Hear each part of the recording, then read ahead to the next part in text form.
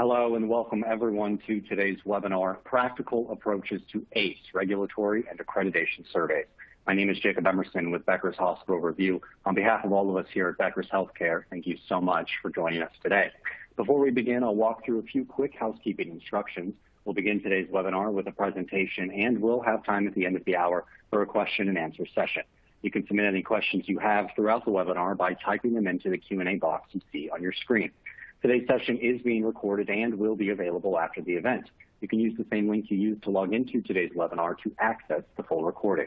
If at any time you don't see your slides moving or have trouble with the audio, try refreshing your browser first. You can also submit any technical questions into the Q&A box. We are here to help you at any time. With that, I'm very pleased to welcome today's speakers. Lisa Eddy is Vice President of Clinical Compliance and High Reliability at the Greeley Company. Sherilyn Ashlock is an advisory consultant with Greeley, and Bud Pate is Vice President of Content and Learning, also with Greeley. Thank you all so much for being here today with us. I'll now turn the floor over to the Greeley Company team to begin today's presentation. Thank you, and hello, everyone. My Greeley panel colleagues and I are delighted to have you join with us in this Becker's webinar discussing how hospitals and other healthcare entities can survive regulatory surveys as we hopefully move to the post-pandemic environment. Greeley is a healthcare consulting firm that provides a host of services to hospitals and other healthcare organizations, from the medical staff space, as you see here on the slide, to external peer review, life, fire safety, and the physical environment, to what we'll be discussing in detail today, clinical compliance and high reliability. In our regulatory compliance arena, Greeley provides consultation on so many areas, as you can see on the right side of the slide. I'm not going to go through all those, but we want you to know that one of the reasons we can talk so well about what's going to happen today is because we're out there in the field every day helping hospitals in so many different ways with all of this cadre of services that we provide. We have this ever-increasing gain of insight and knowledge about the industry. One thing that I want to emphasize is that the Greeley Company is the leading healthcare consulting firm that has more experience in helping healthcare organizations successfully navigate through Joint Commission and CMS adverse actions, such as working with hospitals to move from Joint Commission's PDA status, preliminary denial of accreditation, to bringing hospitals back from the brink of CMS termination actions. And Greeley has the most experience with leading hospitals successfulully out of system improvement agreements, referred to as SIAs, those very adverse situations when CMS has given a hospital the last bite of the apple and is firmly down the road of terminating the hospital's Medicare-Medicaid contract and taking them out of the program. On a note, Greeley has managed more than half of the SIAs mandated by CMS and has successfully brought hospitals back into compliance 100% of the time. We are the experts in providing regulatory readiness, meaningful response, and maintaining reliability. Here's an introduction screen for you. I was introduced already. I'm Lisa Eddy, Vice President of Greeley's Clinical Compliance and High Reliability, registered nurse, background in critical care, nursing leadership, operational leadership, and then moving over to quality, safety, risk management, and regulatory compliance. I'd like to introduce Bud Pate, my frequent collaborator. Bud? Thanks, Lisa, and hey, welcome everybody. We're so happy you're here today. I'm the Vice President for Content, as everybody has been saying, but a little bit about my background. I started as a regulator, and I was responsible for all state survey agency activities for acute care hospitals, things like that, in Los Angeles, before joining Kaiser Permanente. And I spent 15 years Kaiser Permanente, and that's where I really learned that in order for clinical folks or operational folks to truly comply with the standard, it has to make sense to them. And the right thing to do needs to be the easiest thing to do. Then in 2004, I joined the Greeley Company, and I've been there almost 19 years. And so it's really been a great ride, a great career. Sherilyn, why don't you tell them a little bit about yourself? Thank you, Bud. Good afternoon, everyone. My name is Sherilyn Ashlock, and I'm an advisory consultant at the Greeley Company. I've spent the last 20 years or so in healthcare in both clinical practice as a registered nurse, focused on professional development, education, research, and most recently, I was a senior director of quality and patient safety at a large nationally recognized academic teaching organization. But now I spend most of my time working with clients across the country to support their efforts in performance improvement, safety, quality, high reliability, and of course, regulatory compliance. I'm honored to be with you all today and pass the baton back on to Lisa as we move forward with our webinar. Thanks, Sherilyn. Appreciate that. So let's talk about our objectives today. Primarily, we want to emphasize why and how not to reintroduce needless complexity back into your operations. Because during the pandemic, we found by necessity, really, we stopped doing multiple processes in our daily healthcare practice. And now we look back and find that those processes we stopped doing, they weren't really needed. The pandemic also highlighted the weakest areas of healthcare that became broken due to their weaknesses. So we are stressing folks should not reintroduce complexities thinking those will bring compliance to the brokenness. Now, rebuild if you need to, if necessary, but don't add back valueless processes. We also recommend that you prioritize compliance vulnerabilities, focusing on significant problems that pose patient safety issues and not laboring on the little things. As you do that, we'll want to make sure you fix whatever process you prioritized. For example, infection prevention, emergency department backlog, with revised or new processes that can and will be sustained over time. To do that, you want to look at the process or system you want to improve and include the same types of attention and considerations that you would when you tackle large-scale issues, such as changing a med-surg unit to a COVID unit. Many folks did that. Or if you're adding a new wing to your building, meaning that in this current healthcare environment, with all that we're presented with, evaluating all processes for their ability to be sustained over time, and then focus on change in that fashion. And then we caution you to focus on just a handful of changes at a time, because you cannot boil the ocean. You have to be able to make change in manageable bites. And in doing so, compliance of standards then becomes a byproduct of your well-designed process system, and then balancing high quality, safety, and efficient practices as you do that. And I want to take a moment to emphasize, most often with change, there's a focus on quality and safety, but what is often overlooked is that third very important component, which is efficiency. And Greeley places an emphasis on efficiency because as we work with clients, we found that there is a nexus for sustainability that exists when these three must-have components of change overlap. And we know if a process is not efficient, it will absolutely not be followed. It will not last. Why?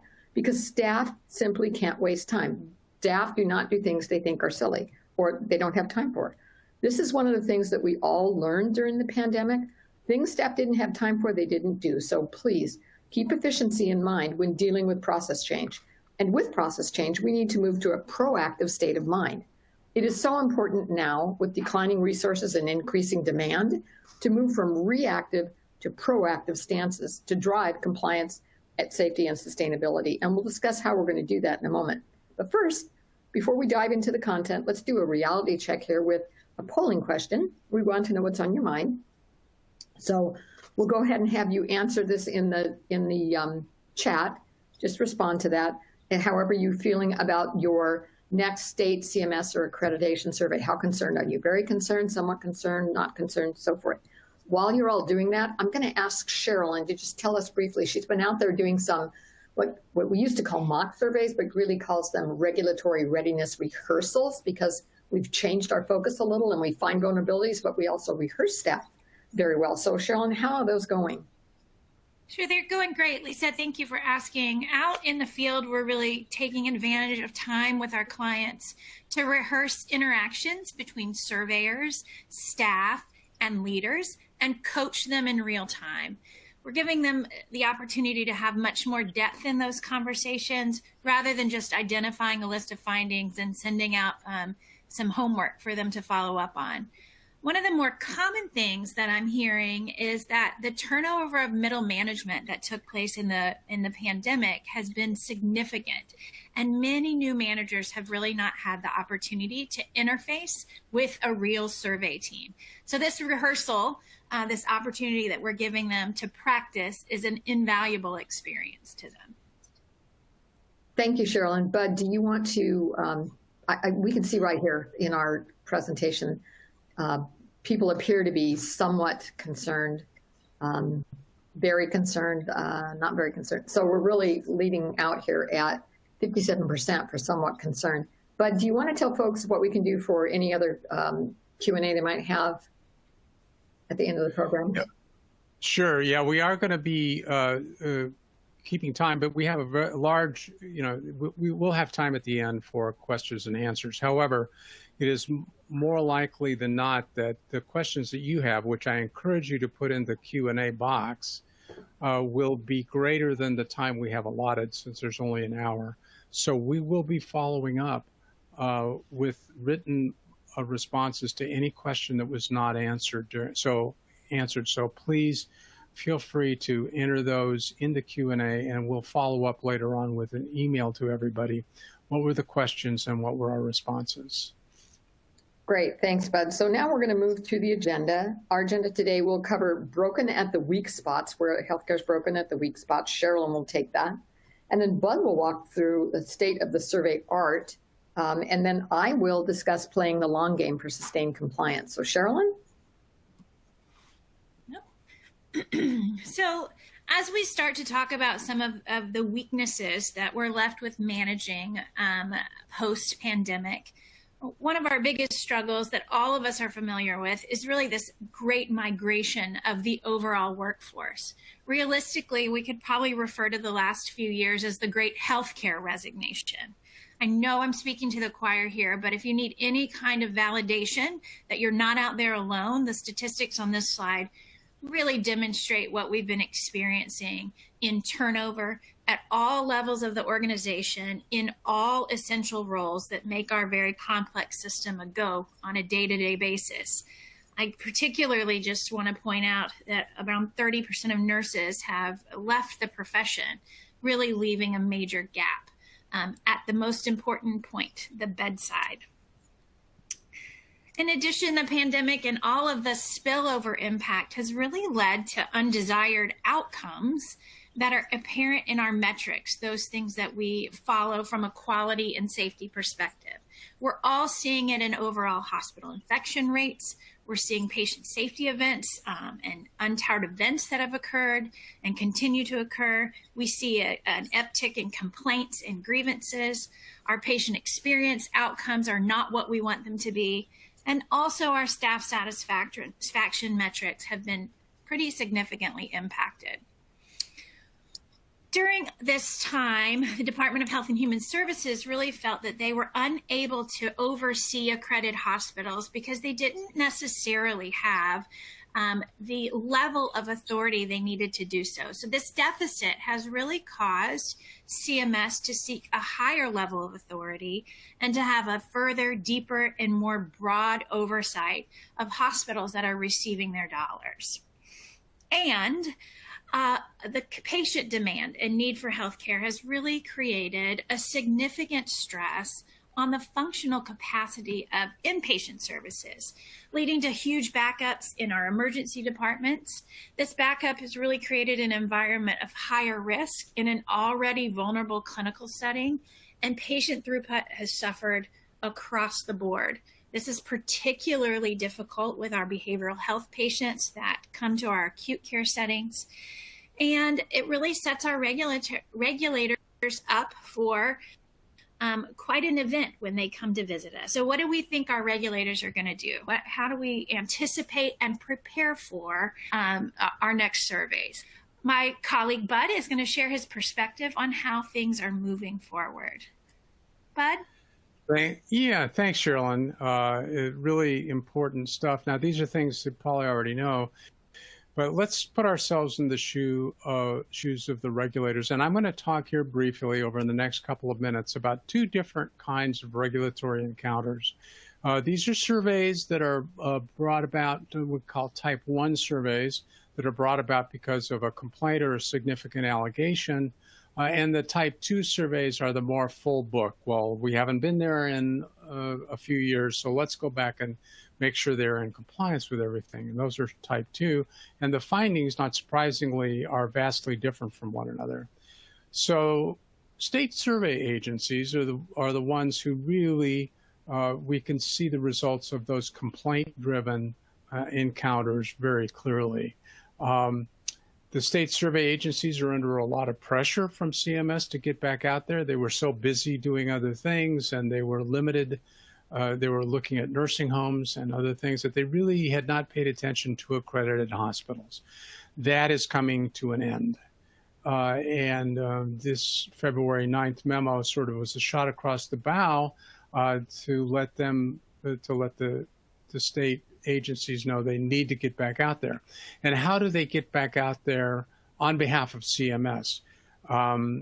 What is it that they have to do? Well, if the hospital is accredited, they need to say, "Mother, may I?" They have to ask CMS for permission to validate accreditation. It's called a significant allegation validation survey. And those happen with increasing frequency, we're finding. We're getting calls literally every day about the fact that the state survey agencies are back out there. And what are they finding? Well, the most frequent citation here is EMTALA. And that's all adverse action driven. Not adverse action, adverse clinical event driven. So there is no such thing as a routine EMTALA visit. They only come in when there's a complaint. And almost half of those complaint-driven investigations in the past have led to a threat of termination. And we subjectively feel that that's going up. But that's the most frequently cited. Next comes other adverse events that lead to patients' rights and nursing conditions of participation being found not met. So again, those top two are driven by those adverse events. And then we have infection prevention and pretty much everything else. And we'll talk about infection prevention a little bit more in a second. So if we're trying to avoid those, what you don't want to have happen is the survey team comes on the campus. They ask to speak to the chief executive officer, and this is the first time he or she has heard about this issue. That is not what you want to have happen.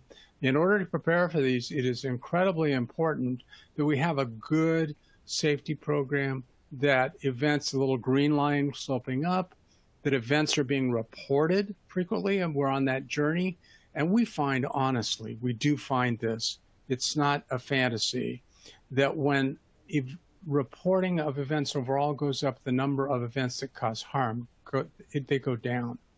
And so really, in order to be ready for the unpredictable, you need to understand the true causes of harm events and fix the flaws and sustain improvements. And really, that's the only way I know. And as Lisa said, we deal with adverse actions threatened by CMS on a daily basis.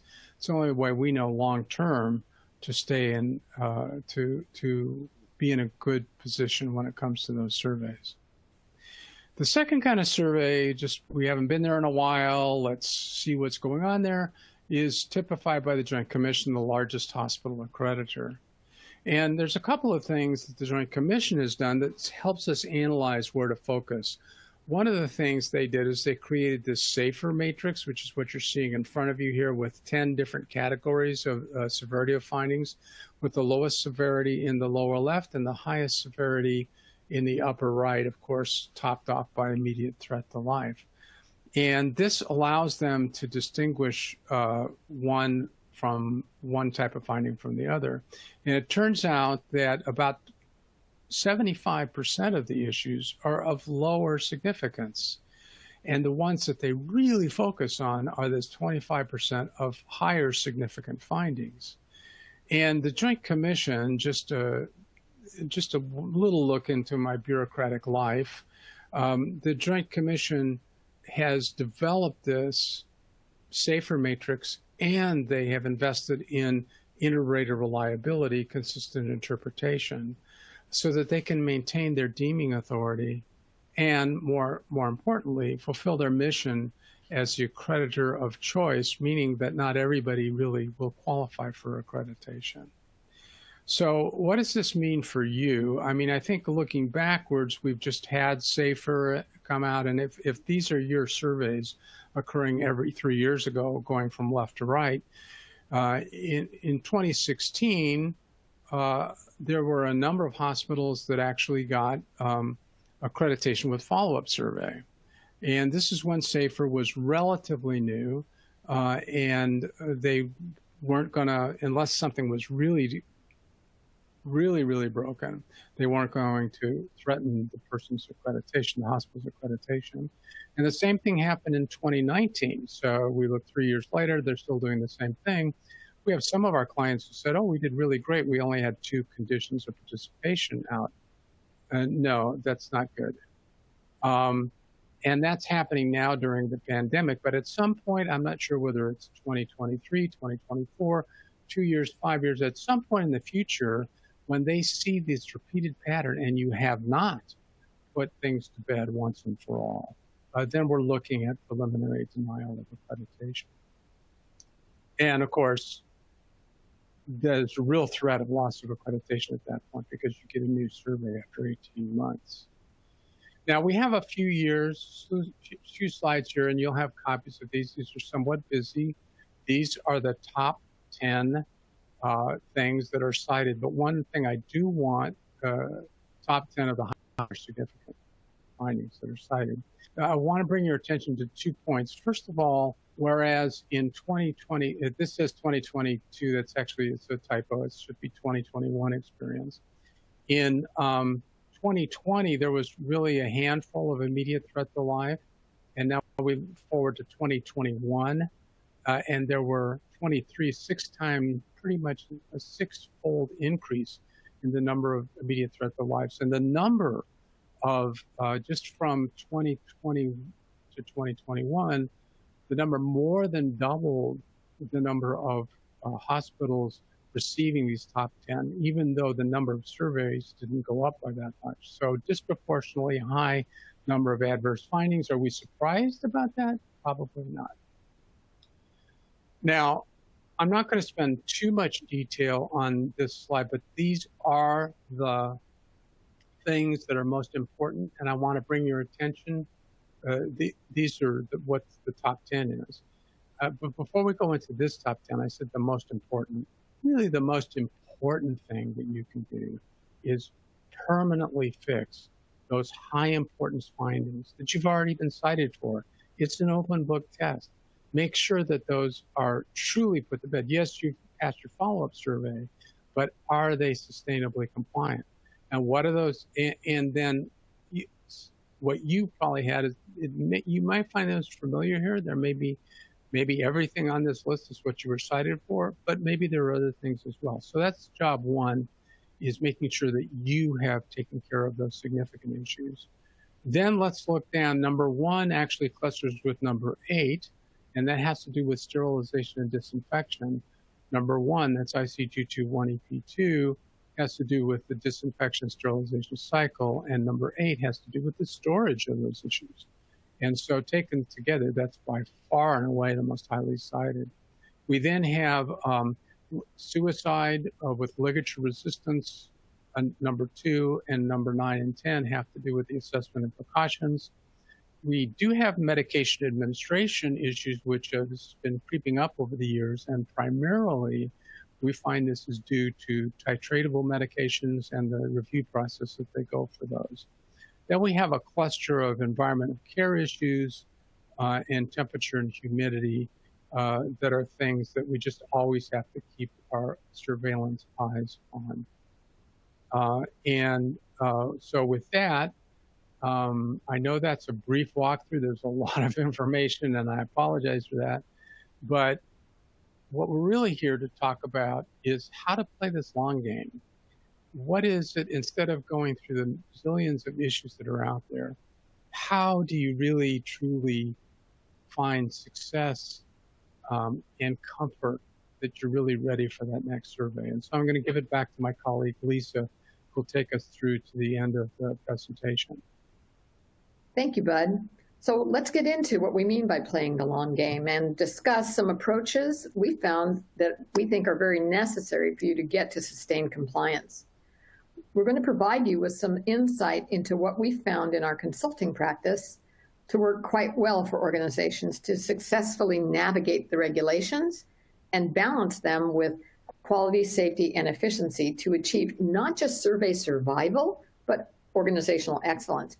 These things, oversight, nursing documentation, simplification, adverse events, patient safety, what's going on in your ED rooms, moving to a process for maturing organizational functions such as infection prevention, quality, safety, et cetera, and suicide prevention. These are strategies that we found that hospitals really need to undertake to get into sustained compliance.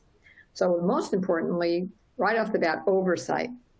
For effective oversight, you have to manage oversight just as tightly as you manage your finances and productivity. But most hospitals don't do that. What is usual and customary in hospital approaches to oversight is a heavy emphasis on the business side of healthcare, such as budgeting, operating, long-term capital, business line growth, and so forth. As you get, and you can bet in these instances, when we're in those financial meetings, there are regular meetings with clear accountabilities set and crystal follow-up actions outlined, because it's the business approach to keeping the patients coming through the door. However, when we get to quality and safety, many organizations take a completely different approach. There may be large committees, sometimes super committees, 2 or 3 separate committees for quality, safety, oversight, and reporting that end up essentially repeating much of the same work while taking up monumental amounts of time.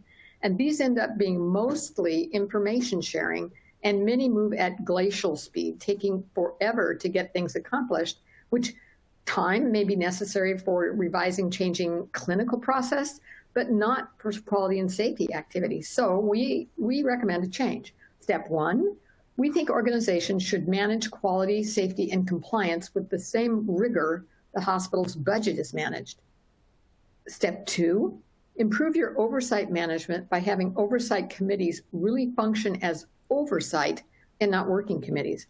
This involves tight agenda management and includes a mandate that all information come to the oversight committee in actionable formats. So what do I mean by that? We generally suggest the SBAR format. Many of you are familiar with that, where there is a well thought out, informative, but succinct and brief presentation of the situation, background, assessment, and recommendations. Again, the SBAR format that has been put together at the working committee or even department level that includes analyzed data and conclusions and recommendations about that data.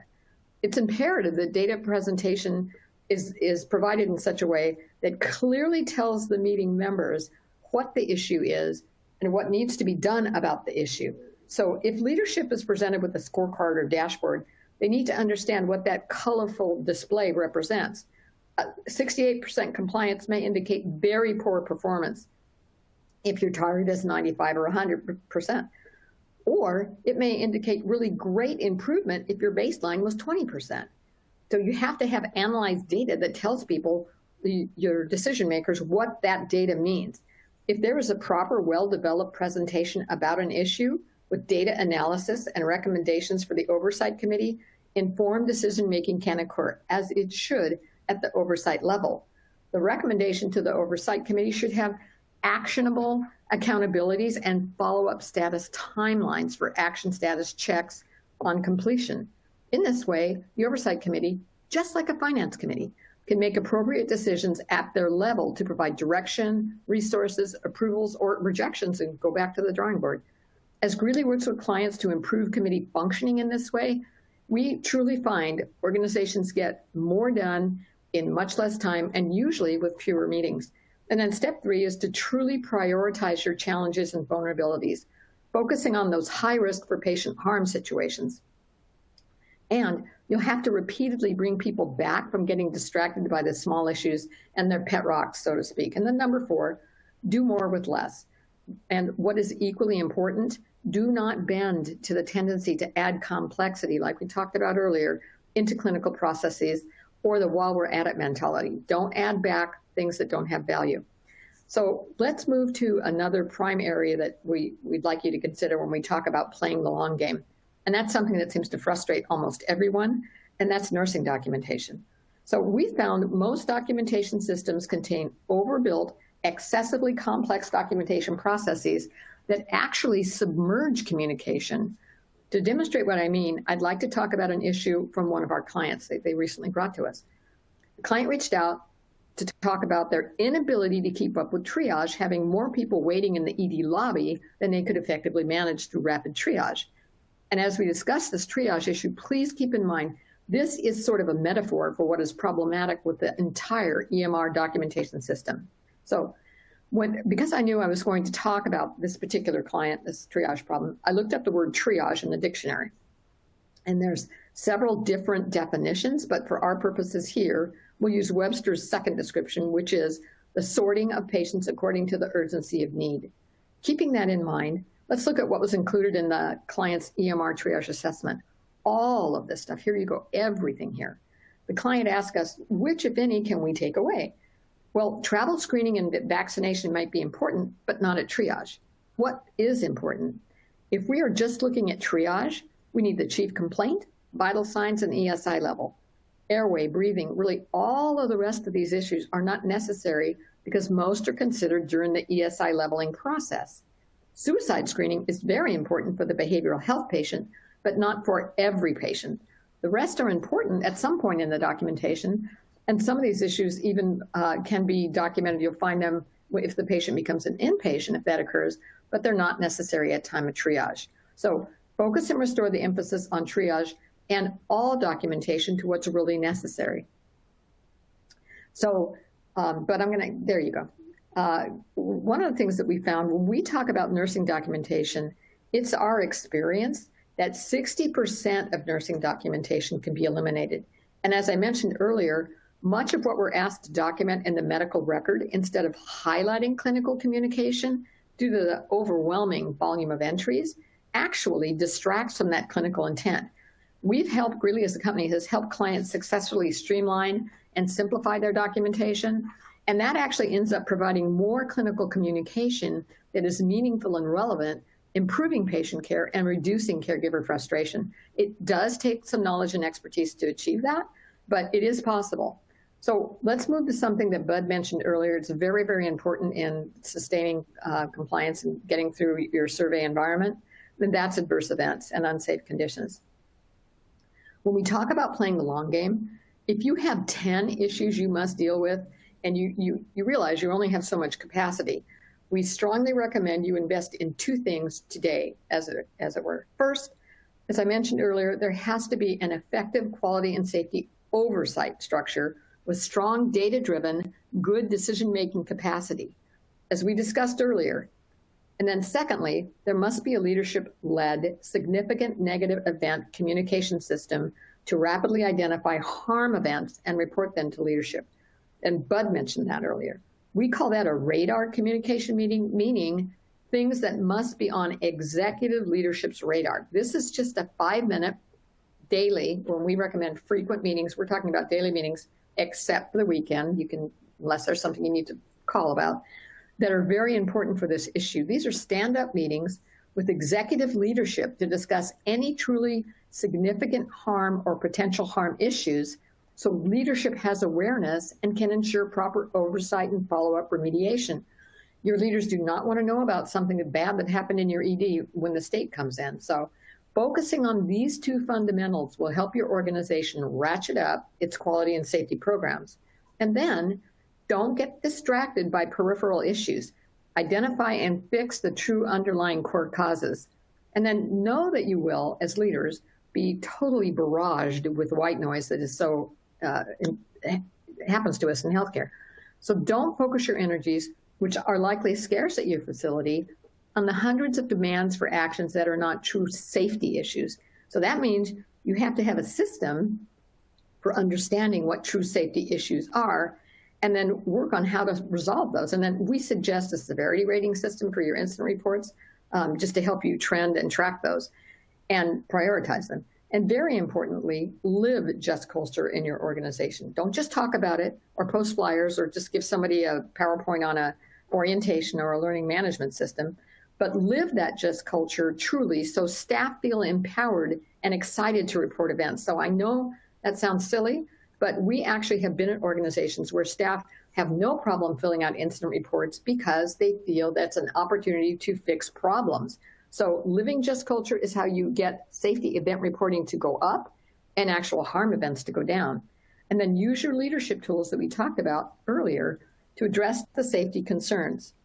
Another safety concern that's high on our priority list right now is the emergency department and issues that occur in that department. And Bud, being an expert in that area, I'm going to ask you to take about 3 or 4 minutes right now just to talk about what folks can expect in the emergency department when trouble happens. Yeah, thanks, Lisa. You know, we're getting calls almost weekly, sometimes daily. It seems to be accelerating about threats from mostly the state agencies around the crowded waiting rooms and the adverse events that are caused there. And, you know, as Sherilyn was explaining, I don't see this changing soon. A lot of the patient flow techniques that we used before the pandemic has sort of fallen away, and our time to doc has gotten better. But it's not, and as we work on that, and that's going to be a journey, not a destination, what we have to realize is that there are going to be sick patients in our waiting rooms. And we have to do a couple of things. We have to adjust our staffing, not add the staffing, because believe me, if we had staff to add, we would be doing it.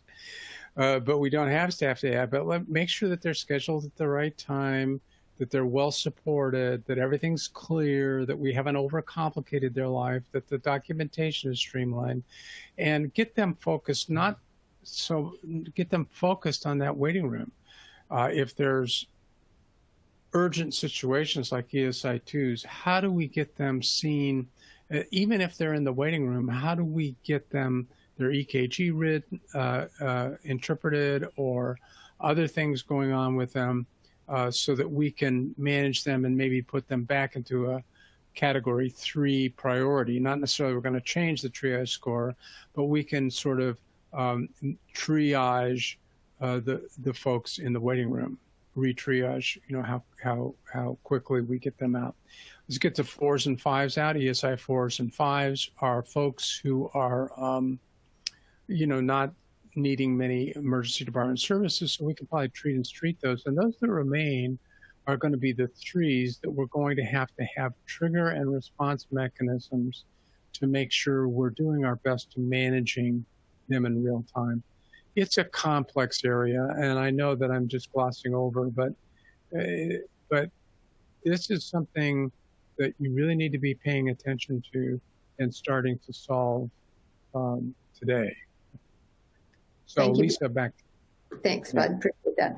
The next thing we want to talk about is maturity models, maturing your functions within your organization. And as we discuss the long game, Greeley, as a consulting company, has found that successful management of hospital-wide functions, such as infection control, ED management, some of the things that we've been discussing, really can be looked at through the lens of a maturity model. So if you want to bring the next slide up, Bud, we're going to talk about use infection prevention for this particular example.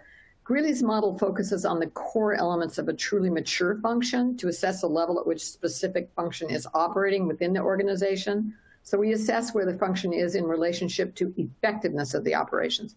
Is the function actually doing what it's intended to do and doing it well, or is it struggling? Are there problems with central sterile processing and instrument management or high-level disinfection? And if so, how deep? What's causing these? And then we don't stop there. We also look at sponsorship. And we get back to the concept that successful hospital functions do not happen in isolation by one person. There has to be support at the highest levels of the organization to effectuate a strong, sustainable program that undergirds any function for it to be successful. Therefore, we look at how strong the support structure is. And we assess that very important component, which is adequate staffing and appropriate resourcing and the organization of that function. So next we'll show you sort of a sample hospital that we have engaged with. In this scenario, which is from one of our hospitals, as I said, it was not surprising to see really great sponsorship due to the heavy focus on infection prevention and COVID. And you can see that reflected in the sponsorship level here. But also, you can see the challenges that the hospital is dealing with in terms of staffing, which again, isn't surprising as we're all dealing with that with the pandemic, particularly because we've lost subject matter experts such as the ICPs. So we made several suggestions to this client as to how they could tweak staffing and supplement their program, getting more benefit from their infection prevention activities and maturing the function in the weaker area. And one of the things, if you move that slider at the bottom of or at the top of each one of those components, you'll see all the other program essentials moving further toward maturity. So assessment of functions for their maturity and again, this is a function, how something really does this frequently, but we suggest you consider looking at your programs, especially ones you're having trouble with this type of lens to mature it to where are the core issues for things aren't moving along, how can we get them to a more mature environment. So with that, let's move to a process that is problematic but has to be considered for the long game, and that's suicide prevention. Suicide prevention is another high priority issue that just continues to crop up, and one of the reasons for this is the big disconnect between the very rigorous requirements around suicide and getting clinicians to do the right thing. Now, this slide shows you what Joint Commission actually thought about suicide. You'll see initially, Joint Commission estimated that there were roughly 1,500 suicides per year. However, when actual studies were conducted, you can see that the true number was around 60. So the extensive requirements brought forth by regulators initially were aimed at reducing what was thought to be a high volume, very negative situation. But as you can see on the next graph, in the universe of healthcare errors across the nation, the actual percentage of suicide in healthcare environments is quite minimal. And then the rigor around the requirements tends to distract staff from doing the right and somewhat simple thing.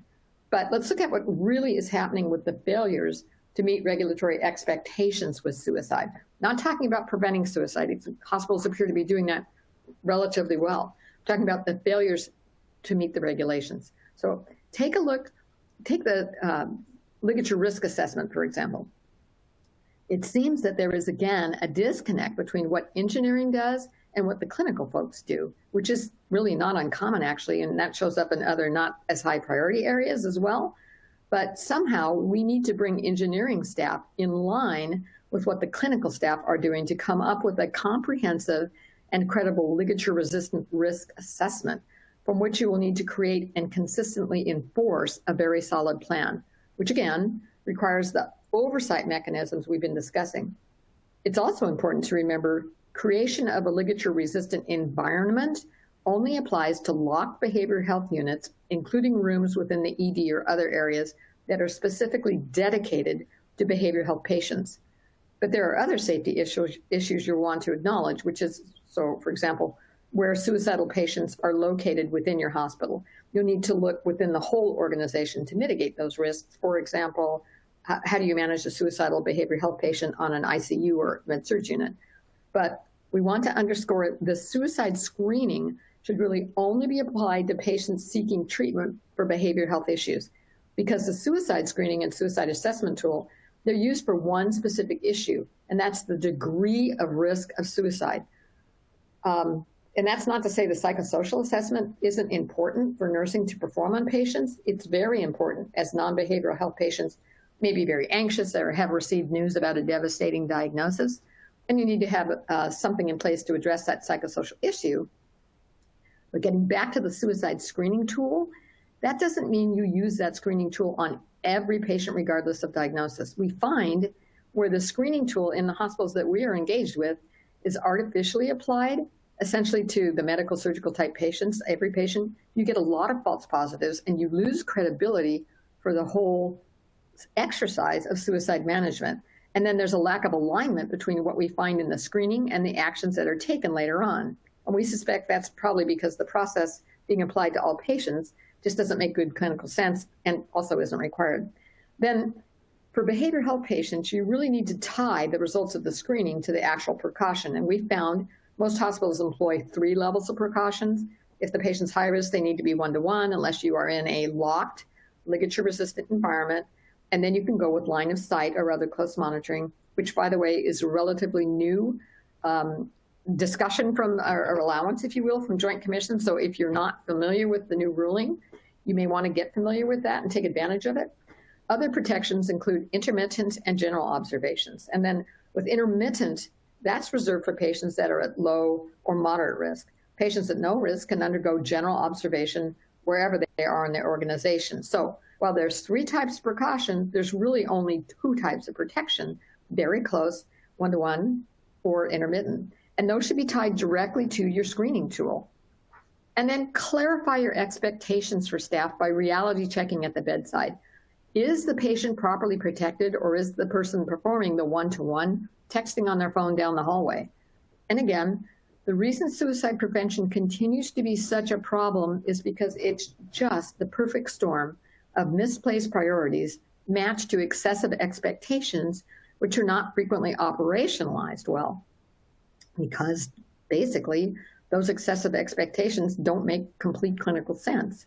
Therefore, it is going to take your organization some extra effort to have a system that truly makes strong clinical sense and works. So with that, let's talk about some points that we've made. I know this sounds a little trite, but you really do need to determine how you can do more with less, because healthcare can no longer afford the status quo of needlessly complex and burdensome documentation. We just don't have the time or energy. And then we can no longer afford the debris that's been accumulated from years of reactive survey management to weigh down our clinical processes. It's just too heavy. And then we have to learn how to make the easy thing to do, as Bud said earlier, the right thing to do. And then really, and most importantly, you have to be good with that. And then we have to understand that state agencies and accrediting organizations are on notice that patient safety is a governmental focus, and compliance with the conditions of participation in EMTALA is a very high priority, and CMS possibly maybe gaining authority to require interim surveys. So I want to be aware of that. And because of the increased scrutiny, hospitals really have to learn to play the long game by focusing on the most important problems that they have, patient safety problems, and actually taking the time and effort to solve them. Usually those are, and we talked about it, Bud showed you the stats of the top 10. Usually that's infection prevention, behavioral health, patient management, emergency department issues. And then you have to proactively prepare for and respond to survey results. And please resist the urge to take a reactive approach to process change just because something showed up on a survey report.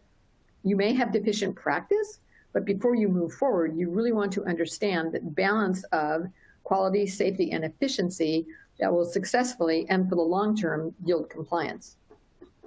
So, but first of all, folks, I'd like to thank everybody for participating with us today.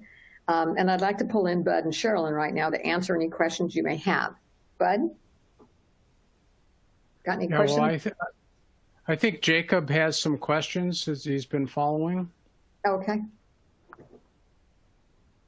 Absolutely, and let me just thank you all for that excellent presentation. We can now begin our question and answer session. And for our audience, if you do have any questions, you can submit those by typing them into the Q&A chat box on your webinar console. So to begin, for all of you, given all of what you presented, what is the best way to get ready for an upcoming survey? Yeah, I think, Sherilyn, do you want to field this question? I think you're out there day in and day out helping people get ready. What are your tips for them as they look at this challenge going forward? Sure. Absolutely. We are out there on the ready to support organizations in a rehearsal for survey readiness. But what I'll tell you, our recommendations with our clients most often are to look at this priority list. So taking the content that you'll receive from this webinar today, doing an internal assessment or partnering with an organization to do an external assessment of your gaps, and then remediating those as soon as possible, prioritizing them and remediating them, as well as really giving people the opportunity to do just that, to rehearse, to feel confident in their practices. You know, what we say all the time is safe care is compliant care. So if we get the safety part right, the compliance part falls right into place. And, you know, I can't emphasize enough this need for efficiency so that new practices or practices that are being remediated to meet regulatory requirements can be sustained. We stand ready to help you if that is something that you're interested in. So. Yeah, thanks, Cheryl. And I think that's good. Say, Jacob, I noticed one of those things, and we might want to prioritize this one. It has to do with a technical question about whether or not all patients need to be. I think it's Debbie sent this question, and I know you're queuing these up, but let me take this out of order a little bit. Just want to be real clear. Sure. Joint Commission, neither Joint Commission nor CMS, nor is it a good practice to screen everybody who comes to the ED for suicide. That standard only applies to people who present with a behavioral health complaint or condition as their primary reason for visiting. So that's a real quick, so, and if we want to follow up offline, we can do that. Sorry for interrupting you, Jacob. I just saw that coming up, and I thought that would be a simple answer. Absolutely. No, thank you for doing that.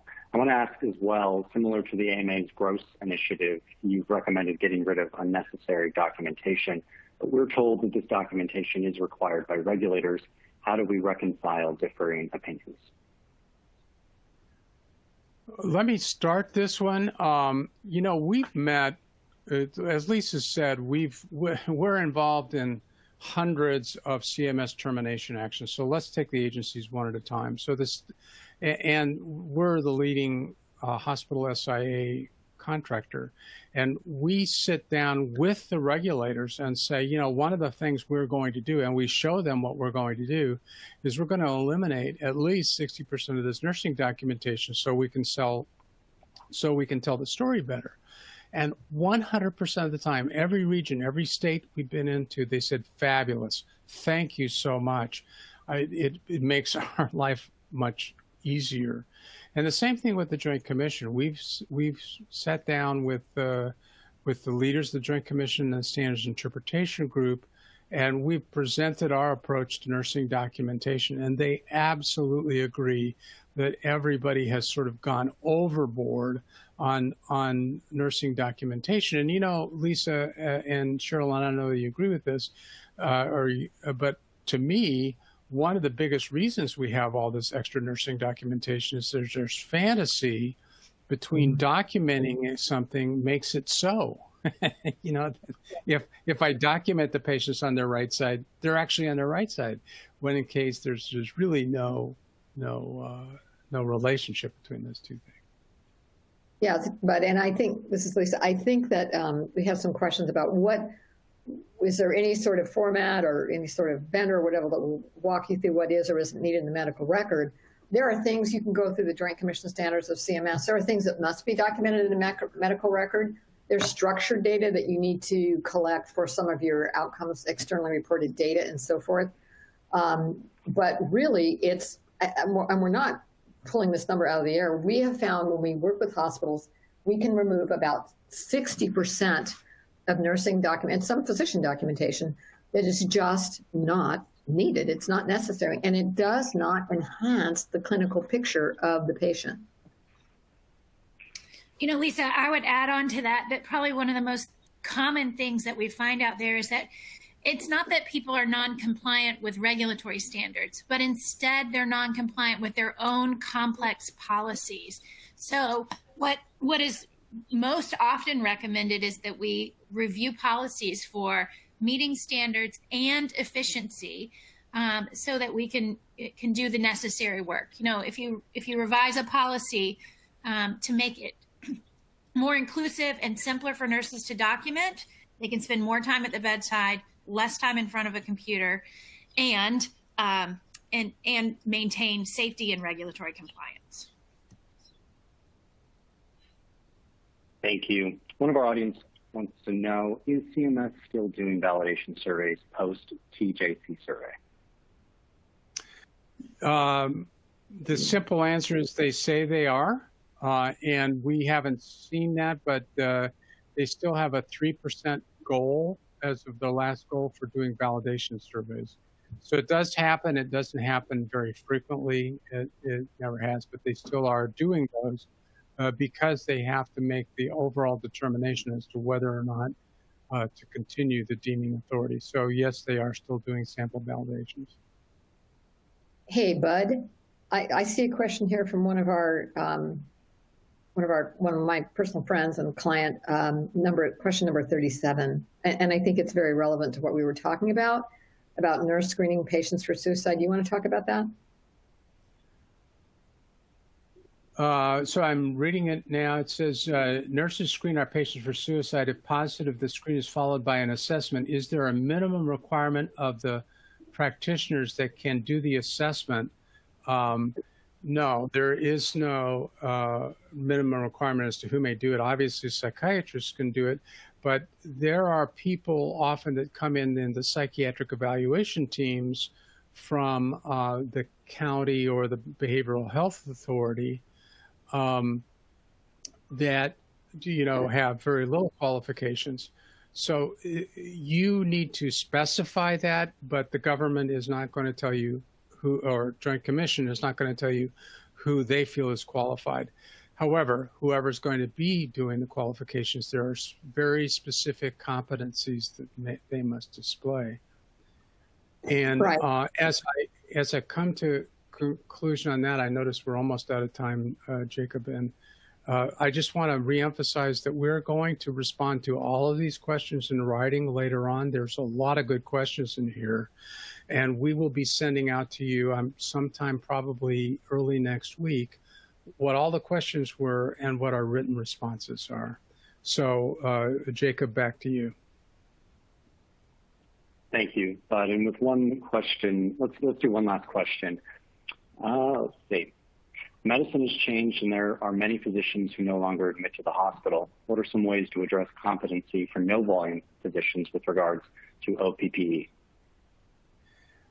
What a great question. And that's, do we have another hour left here? Just joking. So it's a complex question, but there are ways to do it. The bottom line is if you're granting privileges to these physicians, it depends on the privileges you're granting them. And we will give a more fulsome written response, in what I was just talking about. But if you're giving them ICU privileges, well, then they need to be ACLS and they have to have demonstrated competence. But if you're giving them privileges to refer and follow, and which is what a lot of places are doing right now, or telemedicine or other things like that, then the burden on you to show competence is much less. And clearly, if they don't have any experience in any setting of the privileges that they're requesting, then we really need to relook at the privileges they're requesting. But yeah, and then in our written response, we'll give you a number of specific things that are allowed and we find productive for those low volume providers. Always been a problem from a privileging perspective. Fantastic. That is all the time that we have for today. I want to thank Lisa, Sherilyn, and Bud for an excellent presentation, and the Greeley Company and the Chartist Group for sponsoring today's webinar. As Bud mentioned, the Greeley team will follow up with a response to any questions we did not get to in today's Q&A. To learn more about the content presented today, please fill out the post-webinar survey. Thank you for joining us here today at Becker's, and we hope you have a wonderful afternoon. Thank you, folks.